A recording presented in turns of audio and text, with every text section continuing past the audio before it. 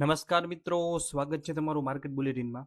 આવી ગયો છે વધુ એક મેઇન બોર્ડ આઈપીઓ કે જે શરૂ પણ થઈ ગયો છે અને આજે છે 10 તારીખ એટલે કે આજે છે તેનો બીજો દિવસ. વાત કરશો કંપનીની તો તમને નામ તો ખ્યાલ જ હશે. લેઝર પાવર એન્ડ ઇન્ફ્રા લિમિટેડનો આઈપીઓ આવી ગયો છે.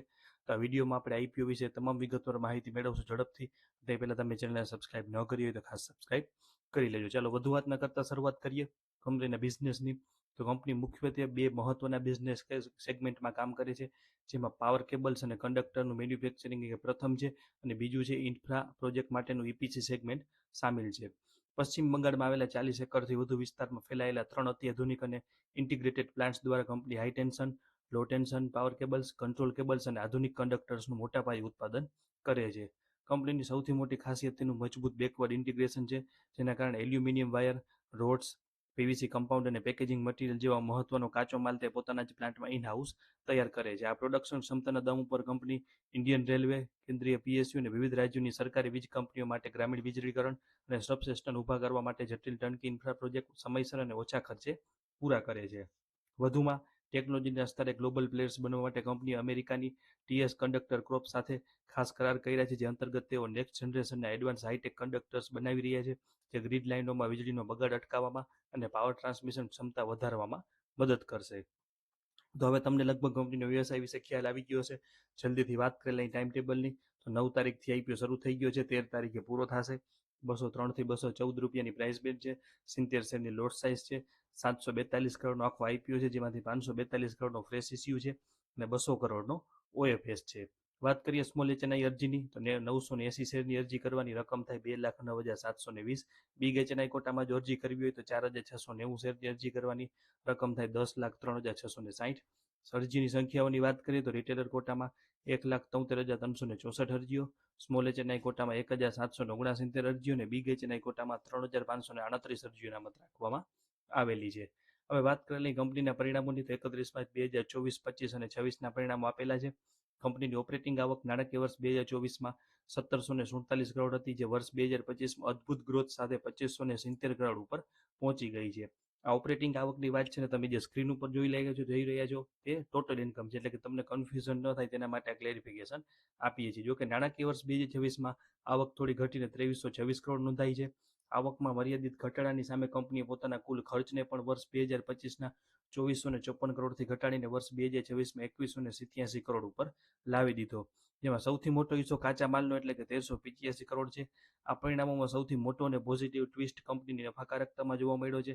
નાણાકીય વર્ષ 2024માં કંપનીનો ચોખ્ખો નફો માત્ર 40 કરોડ હતો, જે વર્ષ 2025માં વધીને 106.75 કરોડ થયો અને વર્ષ 2026માં તો આવક ઘટવા છતાં ઇન હાઉસ મેન્યુફેક્ચરિંગ અને મજબૂત માર્જિનના જોરે કંપનીએ 151.59 કરોડનો ચોખ્ખો નફો નોંધાવ્યો છે.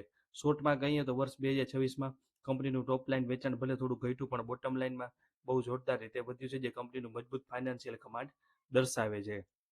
હવે વાત કરી લઈએ આઈપીઓના હેતુની, તો આપણે જેમ આગળ વાત કરી કે 542 કરોડનો ફ્રેશ ઇસ્યુ છે અને 200 કરોડનો ઓએફએસ છે. તો ફ્રેશ ઇસ્યુનો ઉપયોગ કઈ રીતે થશે, તો સૌપ્રથમ વાત કરીએ ઓએફએસની, તો ઓફર ફોર સેલમાં કંપનીના 3 પ્રમોટર પોતાનો હિસ્સો વેચી રહ્યા છે, જેમાં દીપક ગોયલ છે જે 112 કરોડ, દેવેશ ગોયલ 62.50 કરોડ અને રાખી ગોયલ 25 કરોડના શેર વેચશે. ફ્રેશ ઇસ્યુની વાત કરીએ તો 542 કરોડનો ફ્રેશ ઇસ્યુમાંથી આઈપીઓનો જરૂરી ખર્ચ બાદ કર્યા પછી ચોખ્ખી રકમ વધશે. તેનો મોટો હિસ્સો એટલે કે 490 કરોડ રૂપિયા આસપાસ કંપની ઉપર પોતાનું રહેલું મોટું દેવું ચૂકવવા માટે વપરાશે, જે નાણાકીય વર્ષ 2027માં ચૂકવવાનું આયોજન છે.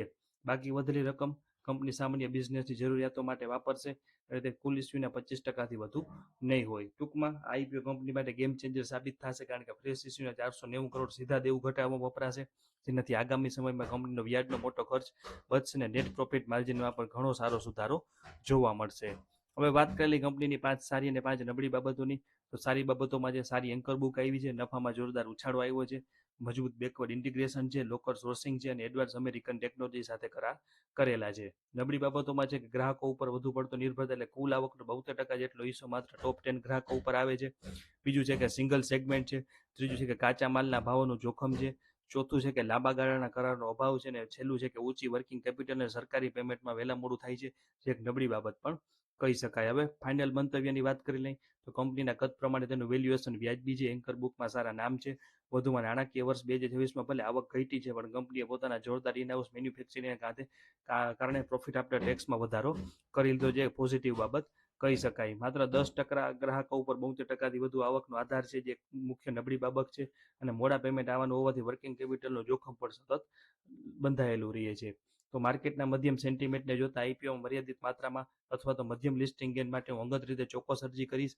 પાવર સેક્ટરમાં ભારત સરકારના મોટા ફોકસ અને અમેરિકન ટેકનોલોજી પાર્ટનરશિપના કારણે આશરે લાંબા ગાળે પણ કદાચ ધ્યાનમાં રાખવા જેવો બની શકે.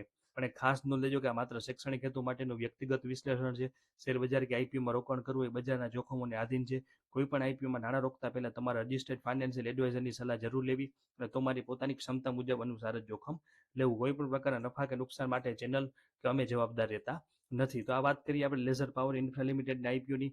માહિતી કેવી લાગી તે કોમેન્ટ સેક્શનમાં ચોક્કસ જણાવજો. તમારા મિત્રો સાથે પણ શેર કરજો અને કોઈ પણ તમારું સૂચન કે મંતવ્ય હોય તો ખાસ જણાવી દેજો. અને ચેનલને સબસ્ક્રાઇબ કરવાનું અને બેલ આઇકોન પ્રેસ કરવાનું ના ભૂલતા. આભાર. જોડાયેલા રહેજો.